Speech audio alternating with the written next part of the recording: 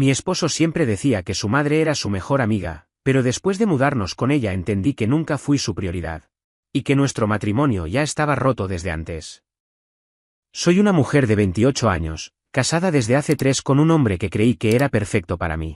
La verdad es que en muchos sentidos lo sigue siendo, trabajador, detallista, con un sentido del humor que me hacía reír hasta cuando estaba furiosa. Pero todo eso está enterrado bajo una pila de mierda emocional que ni él ni yo sabemos cómo limpiar, y todo empezó con una sola decisión, mudarnos con su mamá. Desde que nos conocimos, él siempre hablaba maravillas de su madre, que era su roca, su confidente, su mejor amiga. Yo pensaba que era lindo, ¿sabes? Un hombre que quiere a su mamá, que no es ese típico macho que la trata como empleada. Me hacía sentir que venía de una familia sana, que entendía de cariño y respeto. Incluso cuando hablábamos de futuro, me decía cosas como, cuando tengamos hijos, quiero que crezcan cerca de mi mamá. Ella me crió prácticamente sola y necesito que esté cerca. Jamás vi eso como una red flag. Lo vi como lealtad. Como algo tierno. Me equivoqué. Las cosas cambiaron cuando mi esposo perdió su empleo en una empresa de logística.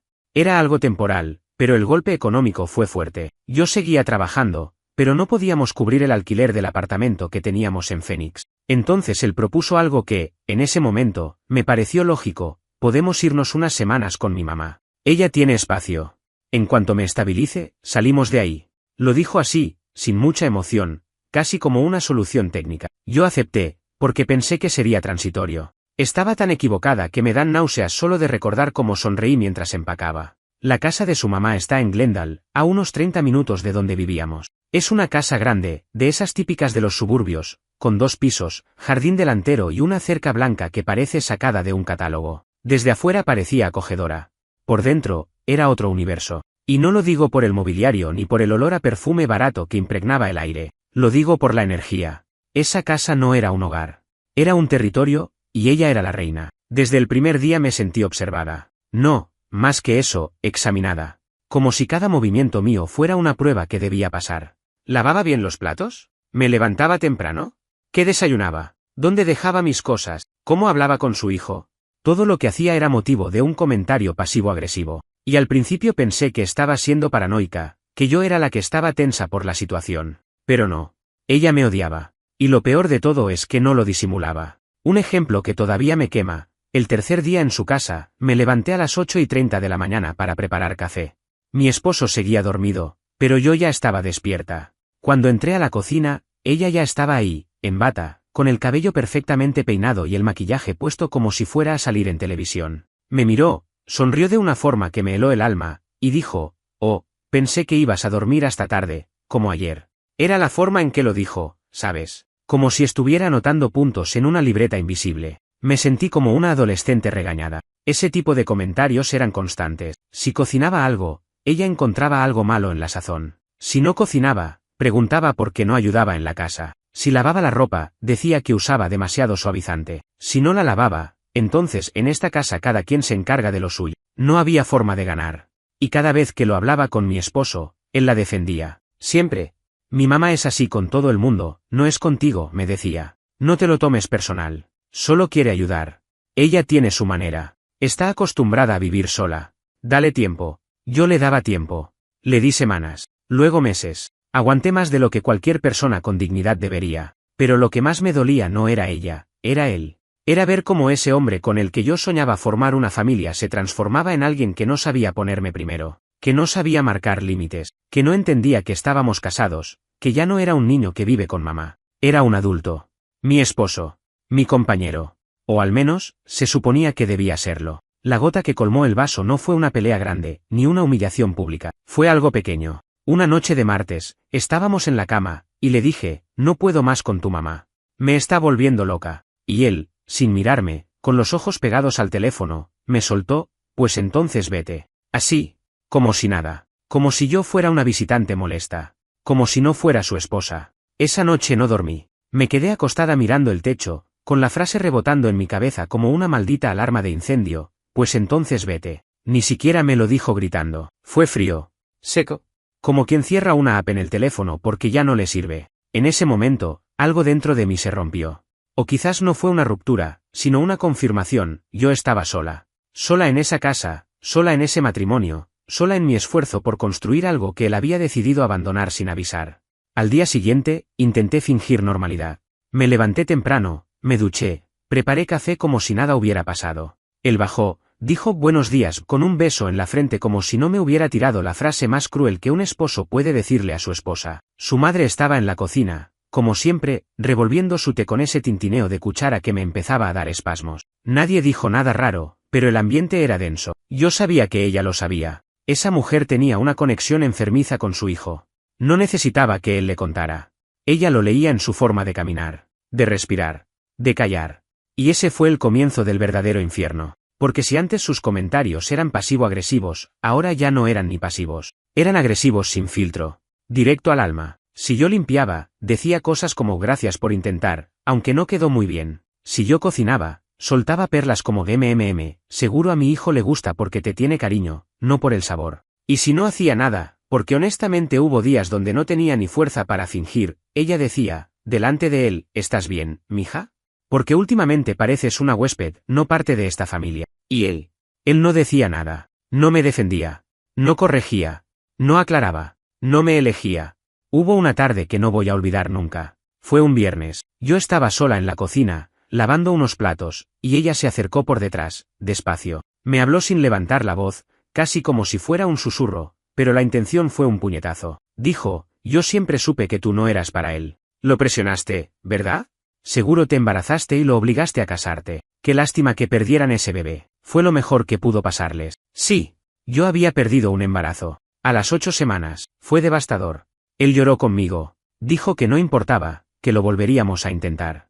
Que era parte del proceso. Y ahora su mamá, con esa lengua venenosa, usaba eso como un arma. Y lo peor no fue que ella lo dijera. Lo peor fue que él ya lo sabía, porque ella no se guardaba nada, y aún así seguía ahí, impávido, permitiendo que me hiciera pedazos día tras día. Esa noche, enfrenté a mi esposo. Le conté lo que su mamá me había dicho. Esperaba que se indignara, que se pusiera de pie y le dijera a su madre que se pasó de la raya. ¿Sabes qué hizo? Se encogió de hombros. Y dijo, bueno, es su opinión. No puedes controlarla. Ahí dejé de pelear. Me rendí. Porque ¿cómo compites con una madre que no quiere soltar a su hijo? Pero peor aún, ¿cómo compites con un hombre que no quiere que lo suelte? Pasaron las semanas. Yo empecé a cambiar. Me volví más callada, menos cariñosa, perdí el apetito, dormía mal, dejé de hablar con mis amigas porque no sabía cómo explicar lo que me pasaba sin sonar como una loca. No era solo tristeza, era vergüenza. Había puesto toda mi vida en este hombre, había dejado mi independencia, mi espacio, mi identidad, por un matrimonio que ahora parecía más una condena que una elección. Y luego vino la propuesta. Un sábado en la mañana, mientras desayunábamos los tres, sí, porque en esa casa nunca desayunábamos solos, ella dijo, ¿y si convierten el cuarto del fondo en una habitación de bebé? Así cuando llegue el momento ya está todo listo. Yo solté el tenedor. Él sonrió. Como si fuera una idea linda, como si estuviera bien, como si después de todo lo que había pasado, todavía existiera la opción de tener un hijo ahí, con ellos, en esa casa, en esa jaula. Y ahí me di cuenta de algo que me dolió más que todo lo anterior. Él planeaba que nos quedáramos ahí para siempre. La idea de salir nunca estuvo realmente sobre la mesa. Todo eso de unas semanas era una mentira, o una ilusión, o las dos. Él estaba cómodo. Tenía a su madre cocinando, lavando, criticando todo lo que yo hacía. Tenía a una esposa con la autoestima por el piso, demasiado cansada para exigir algo. Tenía su burbuja perfecta. No necesitaba nada más. Esa noche, llamé a mi hermana. No hablábamos desde hacía meses porque yo me había alejado por vergüenza. Pero le conté todo, llorando, temblando. Me dijo algo que todavía repito como mantra, esto no es amor, no es hogar, no es tu culpa, pero es tu decisión salir. Y esa frase me cambió. Me despertó algo. Todavía no me fui, pero ahora lo estoy planeando. En silencio, sin avisar, sin pelear. Porque sé que si digo algo, él va a manipularme, o ella va a sabotearlo, o los dos. Así que voy a salir de ahí, como sea. Aunque sea con lo opuesto. No sé qué va a pasar después, pero lo único que sé es que ya no me importa quedarme sola. Prefiero eso a vivir con alguien que, frente a la pregunta de si elige a su esposa o a su madre, responde con silencio. El plan de irme empezó de forma muy discreta. No porque me gustara el secretismo, sino porque era necesario. Vivir en esa casa se había vuelto un juego constante de control, emocional, psicológico, hasta físico, en cierto sentido. No había privacidad. Si pasaba demasiado tiempo encerrada en la habitación, ella golpeaba la puerta con la excusa de necesitas algo, mija, pero en realidad solo quería revisar que yo no estuviera hablando mal de ella con alguien o simplemente desconectándome del entorno. Si salía al porche a tomar aire, al rato ella también salía, como si tuviera sensores para cada movimiento. Llegué al punto de sentir que estaba siendo vigilada las 24 horas. No era paranoia, era real. Así que comencé a moverme en silencio, a usar el tiempo en que ella salía a hacer compras o al salón como ventanas para hacer llamadas, buscar apartamentos pequeños en zonas alejadas, y hablar con mi hermana sobre posibles opciones. Ella, sin dudarlo, me ofreció su sofá. Es pequeño, pero es tuyo, me dijo. Y lloré como no había llorado en semanas, porque por fin alguien me ofrecía refugio sin condiciones, sin juicios, sin que tuviera que rendir cuentas por cada decisión. Mi esposo notaba algo, aunque no decía nada. No era tonto, sabía que yo ya no era la misma. No lo buscaba, no lo abrazaba, no le hablaba más de 3 oraciones seguidas, y en lugar de preguntarse qué podía hacer para recuperar la conexión, hacía algo aún peor, me ignoraba más todavía, se refugiaba en su madre, como si yo fuera el mal humor del día que había que evitar. A veces llegaba de trabajar y ni siquiera subía al cuarto, se quedaba abajo con ella viendo televisión, riendo, comiendo galletas que ella le hacía porque yo ya no cocinaba como antes. Una tarde, sin avisar, decidí irme al centro comercial. No por compras, sino por respirar. Caminar sin que nadie me preguntara a dónde iba, sin tener que justificarme. Mientras estaba ahí, recibí un mensaje de voz de mi esposo: ¿Dónde estás? Mi mamá se preocupó. Llama cuando puedas. Su mamá se preocupó. No él. ¿Eh? Me senté en una banca frente al Apple Store y escuché ese mensaje como si me lo hubiera mandado un desconocido. Ni una señal de enojo, ni cariño, ni miedo. Solo una notificación más. Como si fuera su deber informarme que su madre estaba molesta porque perdí la costumbre de reportarme como una niña de secundaria. Sentí un asco tan profundo que tuve que tragar fuerte para no llorar en medio del patio de comida. Regresé esa noche sin decir nada. Me duché. Me metí en la cama. Él estaba al lado, viendo vídeos en el teléfono. Me dijo: ¿te pasa algo? Y fue la primera vez que le vi siquiera un gesto de interés desde hacía semanas. Pero no supe qué responder. Porque lo que me pasaba no era algo. Era todo. A la mañana siguiente, comencé a guardar algunas cosas en una maleta pequeña. No era una fuga inmediata, pero sí un inicio. Tomé mi laptop, algo de ropa, un par de documentos importantes, y guardé todo debajo de la cama, detrás de unas cajas. Planeaba salir el fin de semana. Mi hermana pasaría por mí. Ya estaba acordado. Solo quedaban 3 días. 3 días más de sonrisas forzadas, de soportar la voz de su madre haciendo comentarios como: cuando una mujer deja de querer a su marido, se le nota en la cara. 3 días más hasta mi libertad. Pero los días nunca son como los planeas. Esa misma noche, mientras mi esposo y yo veíamos una película, o fingíamos verla, porque ya casi no hablábamos, ella entró a la sala sin tocar ni anunciarse. Se paró frente a nosotros, con los brazos cruzados, y dijo: quiero saber si ustedes van a seguir aquí o si ya están buscando dónde vivir. Él la miró, confundido. Yo me tensé. ¿Por qué lo preguntas, mamá? Dijo él. Porque esta no es vida. Ustedes están en silencio todo el tiempo, no comen conmigo, ella se encierra en el cuarto como si estuviera castigada. Esto ya parece un funeral. No podía creer lo que oía. Ella se estaba quejando del ambiente que ella misma había ayudado a crear. Era como si quemara la casa y luego protestara por el humo. Y aún así, él se quedó callado. Otra vez. Así que fui yo la que habló. Nos vamos este fin de semana. ¿Así? Dijo ella. ¿Y a dónde, si se puede saber? Me dolió la forma en que lo preguntó, con esa burla envuelta en cortesía. Como si supiera que estábamos atrapados y yo no tenía para dónde ir. Como si mi única opción fuera rogar por su techo. A casa de mi hermana, respondí, sin vacilar. El silencio que siguió fue tan denso que me temblaron los dedos. Ella me miró con desprecio. Él me miró con sorpresa. Y luego ella soltó la bomba. Bueno, entonces que se vaya ella. ¿Esta también es tu casa, hijo? No tienes por qué moverte tú. Y ahí lo vi. Lo vi en su rostro. En su reacción. En su silencio. Lo estaba considerando. Estaba pensando si realmente sería mejor quedarse con ella y dejarme ir. Su propia esposa. La mujer con la que prometió formar una vida. La que lloró con él cuando perdimos a nuestro hijo.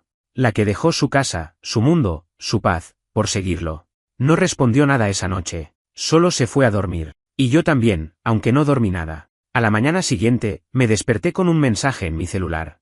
Era de él. Un mensaje. Ni siquiera se tomó la molestia de decírmelo en la cara. Si te vas con tu hermana, quédate allá un tiempo. Necesito pensar.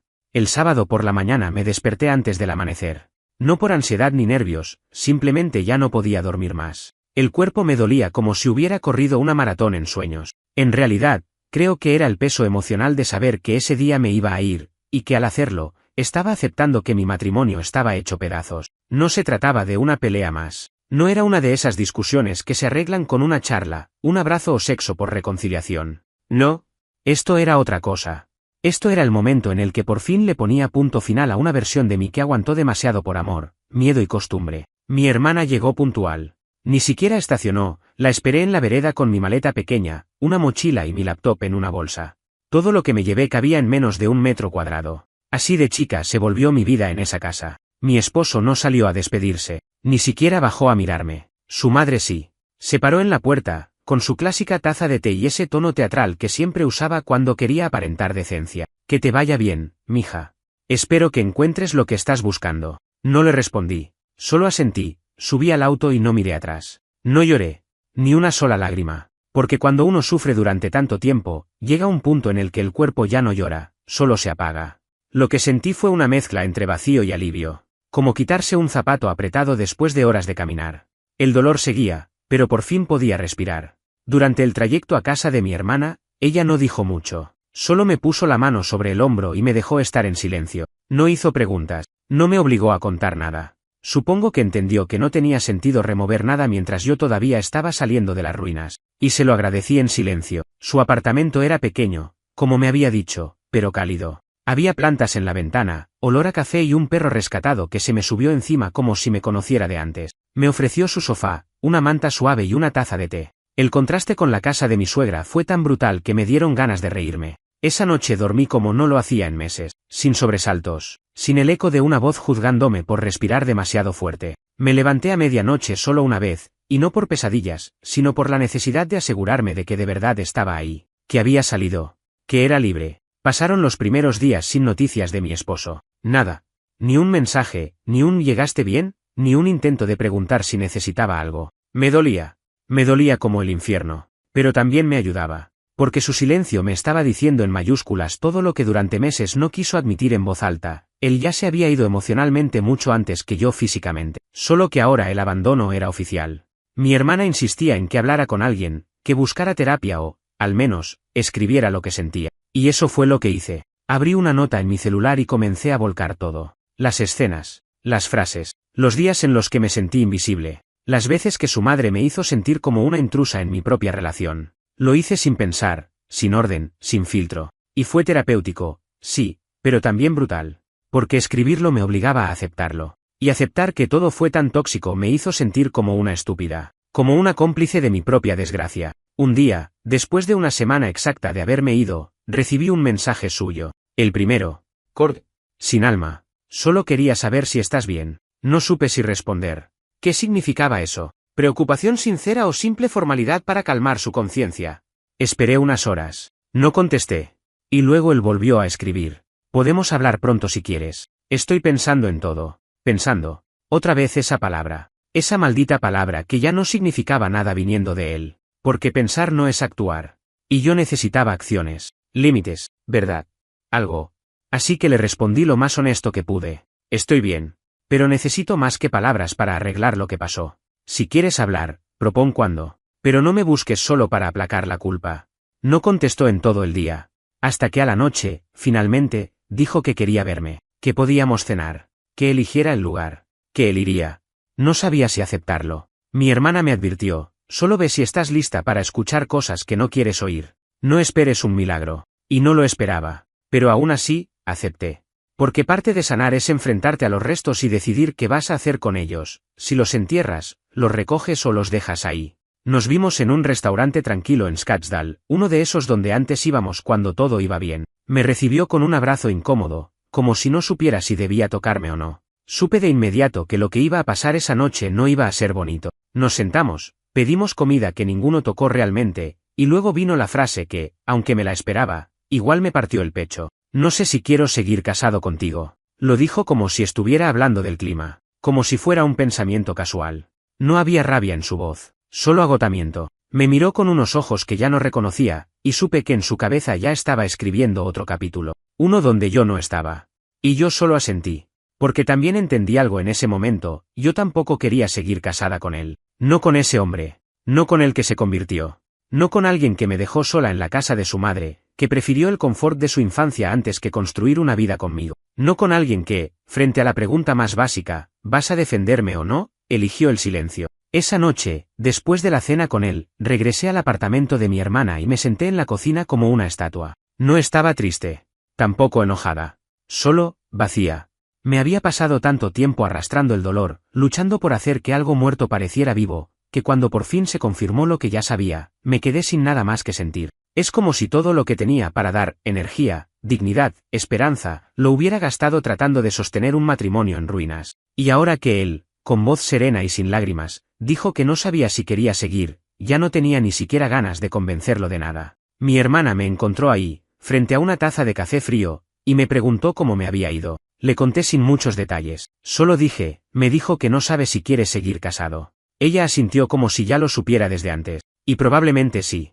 Ella siempre tuvo esa intuición que yo me negaba a escuchar.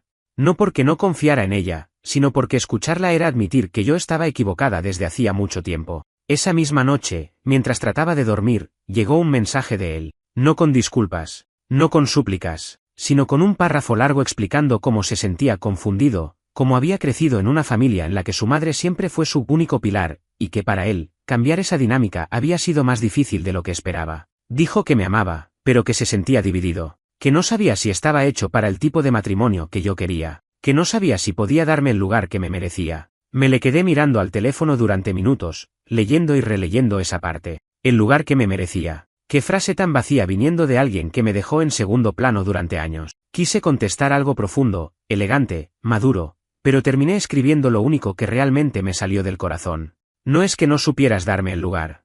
Es que nunca quisiste. Y lo envié.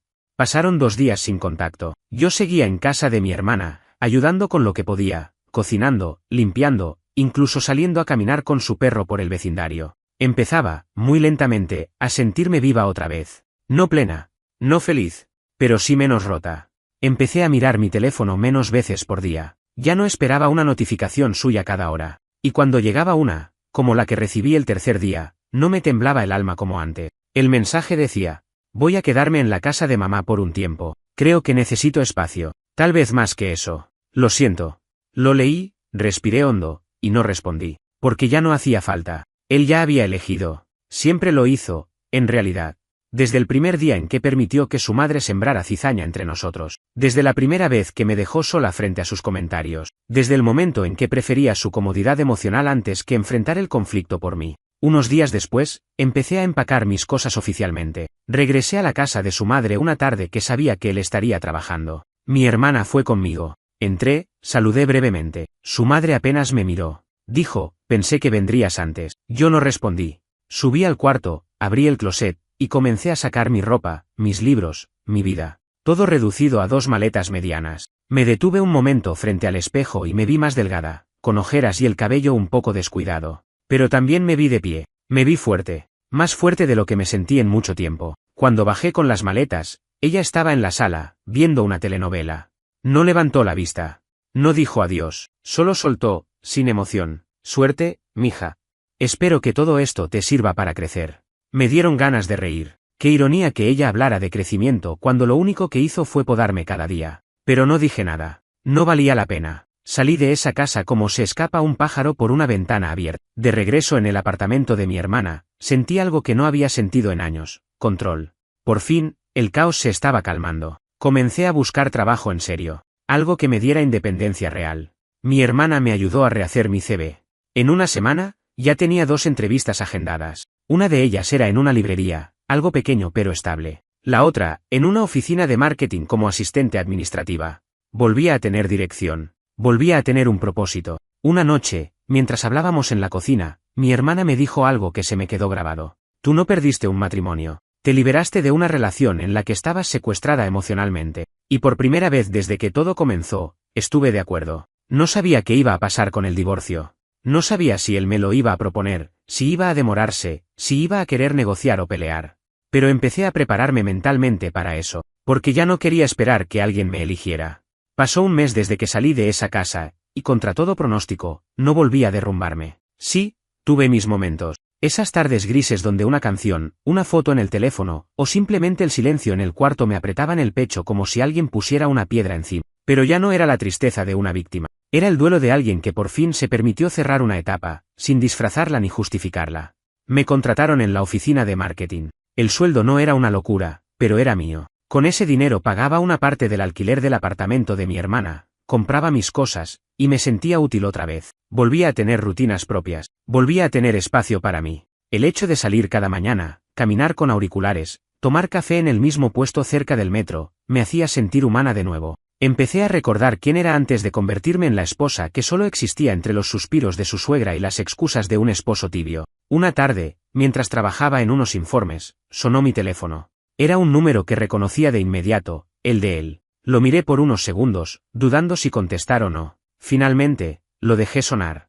No era el momento. Esa noche, encontré un mensaje de voz suyo. Quería saber si podíamos hablar en persona. No para pelear. Solo, cerrar bien esto. Si te parece, cerrar.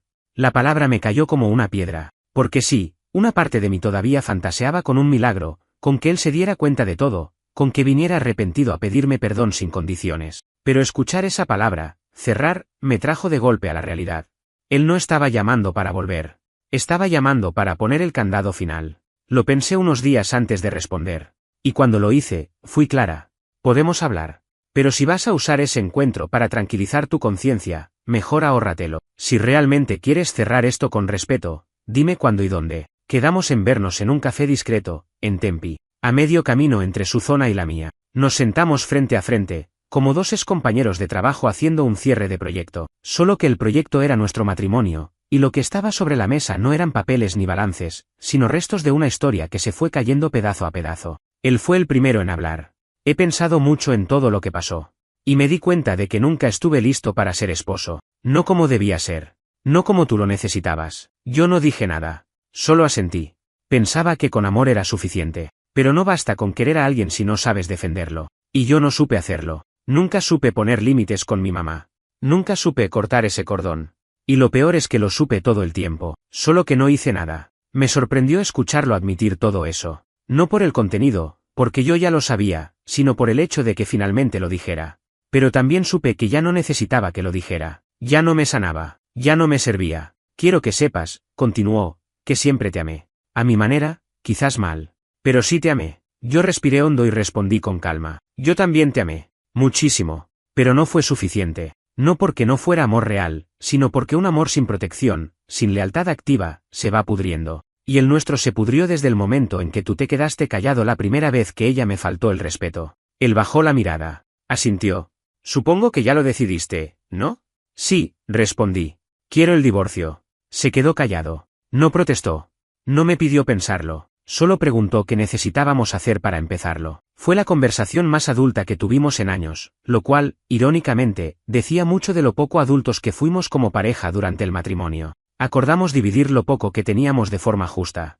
No había hijos. No había casa en común. Solo recuerdos. Y esos no se pelean en tribunales. Al salir del café, no hubo abrazos. Solo un adiós corto. Ni siquiera nos dimos la vuelta al mismo tiempo. Cada quien se fue por una acera distinta. Y mientras caminaba hacia la estación, con el sol cayendo entre los edificios, me di cuenta de que no me dolía el cuerpo. No tenía ese nudo en el estómago que me había acompañado tanto tiempo. Era como si mi cuerpo también supiera que algo había terminado y, por fin, podía respirar sin miedo. Esa noche, al llegar a casa, mi hermana me esperaba con pizza y vino barato. Celebramos en silencio, no por la separación, sino por el cierre. Porque por fin se acabó el ciclo. Porque por fin yo había decidido no volver al lugar donde no era prioridad.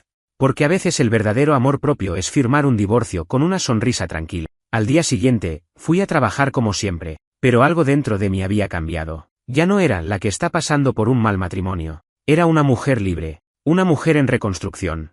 Una mujer que sobrevivió a una relación en la que tuvo que competir con una madre que nunca supo soltar y con un esposo que nunca supo elegir. La vida después del cierre fue extraña. No quiero mentir y decir que fue una explosión de libertad, risas y empoderamiento inmediato, como muchas veces te pintan en redes sociales cuando alguien se separa. No, fue rara, silenciosa, a ratos incómoda, como si estuviera aprendiendo a caminar con mis propias piernas de nuevo, después de años arrastrándome emocionalmente por alguien que nunca supo sostenerme. Los primeros días después de aquella conversación en el café, me levantaba y sentía que me faltaba algo, pero no sabía exactamente qué. No era él. Lo juro.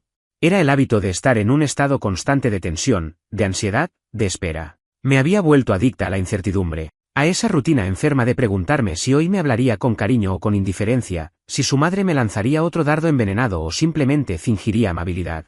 Ahora, sin todo eso, mi mente se quedaba suspendida en el vacío, buscando el próximo problema, y no lo encontraba. Una tarde, sentada en la terraza del apartamento de mi hermana con una copa de vino, me di cuenta de que la paz puede dar tanto miedo como el caos. Porque el caos te mantiene ocupada, distraída, activa. Pero la paz te obliga a mirar hacia adentro. Y lo que encontré ahí dentro no me gustó mucho al principio. Encontré a una mujer agotada, insegura, con una autoestima tan hecha polvo que hasta pedirle a alguien que me pasara la sal me hacía sentir molesta conmigo misma. Me había convertido en alguien que pedía perdón por existir. Así que decidí hacer algo radical, empecé terapia. Online, barata, pero efectiva. Lo digo sin vergüenza. Necesitaba reconstruirme desde cero, y no sabía por dónde empezar. La terapeuta, una mujer mayor, muy directa, me dijo en la primera sesión algo que se me clavó. Tú no te fuiste de esa casa porque te trataban mal. Te fuiste cuando entendiste que no ibas a mejorar quedándote. Eso me pegó fuerte, porque era cierto. Había normalizado tanto la tristeza que me parecía tolerable. Hasta que un día, el alma me dijo basta. Y entonces me fui.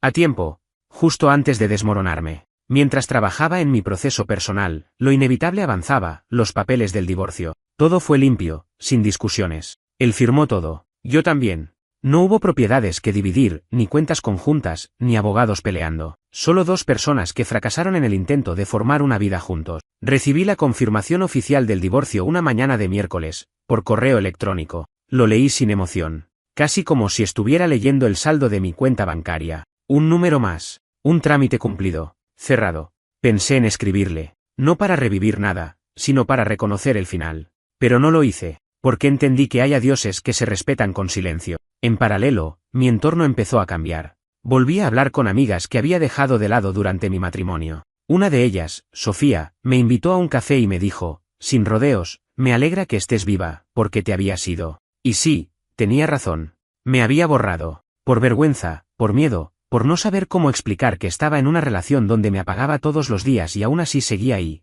fingiendo que era amor. Poco a poco, empecé a decir que sí a planes pequeños, ir al cine, caminar por el centro, visitar una galería de arte, probar un restaurante nuevo. No buscaba distraerme, buscaba reconectarme, redescubrir cosas que me gustaban. Había pasado tanto tiempo siendo la esposa de, la nuera de, la que vive en casa ajena, que ya no recordaba qué cosas me definían cuando era solo yo. Con el tiempo, me mudé. Encontré una pequeña habitación en una casa compartida con otras dos mujeres. Nada lujoso, pero era mía. Mis reglas, mi espacio, mis silencios. Colgué fotos en la pared, compré una planta, cociné mi comida favorita sin miedo a crítica. Era simple, pero se sentía enorme. Y por primera vez en años, me dormía tranquila, sabiendo que nadie iba a juzgarme por cómo doblaba la toalla o por qué hora me levantaba. A veces me preguntan si todavía pienso en él. Y la verdad es que sí. No todos los días, no con dolor. Pero pienso, en lo que fue. En lo que no fue. En lo que aprendí. Ya no lo odio. De hecho, creo que nunca lo odié.